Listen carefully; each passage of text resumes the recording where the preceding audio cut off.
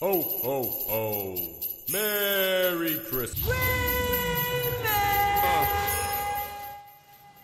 'Twas the night before Christmas, and all through the bathroom, not a potty was flushing, not even for poo.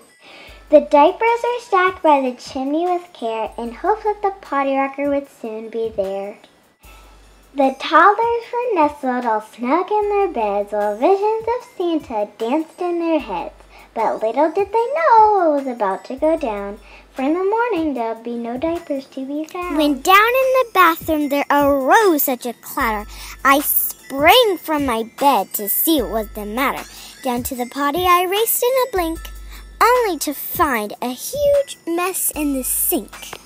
The tray on the floor made a path down the hall. It looked like someone was having a ball, when what to my wondering eye should appear but a man dressed in blue making tiny reindeer. With a big old mustache so white and so thick, I knew in a moment it was not Saint Nick. More rapid than toddlers, he snatched all the diapers, and he rolled and folded and sat by the fire. No diapers, no wipes, no more stinky trash bins, no pull-ups, no trainers or diaper rash skins. To the seat of the potty, to the bathroom stall, now flush away, and train them all. So round the house the potty rocker flew, with tinkle trail following and even some poo. He was dressed in blue from his head to his feet, and his watch kept on ticking as he chilled on the seat.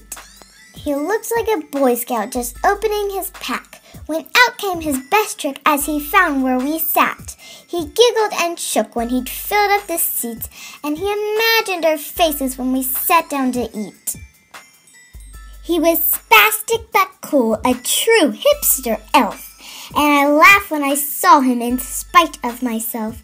A clap of his hands and a shake of his booty soon led me to know that I like this cutie. He spoke not a word, but went straight to his work. He grabbed all the paper and went a little berserk. Then he turned to our stockings and pulled out some cars, and next he added his excrement bars. Topping them off with undies and candy, he rolled up his book, and then things were all dandy. He spotted the treat, such a delicious sight, and he snatched just one sip and one tiny bite. When he had searched every place without making a sound, and knew not one diaper was left to be found. Then as his tummy started to rumble and churn, he left us a note so we know he'd return. Now off to the bathroom he raced in a flash, and he sat on the potty ready to dash.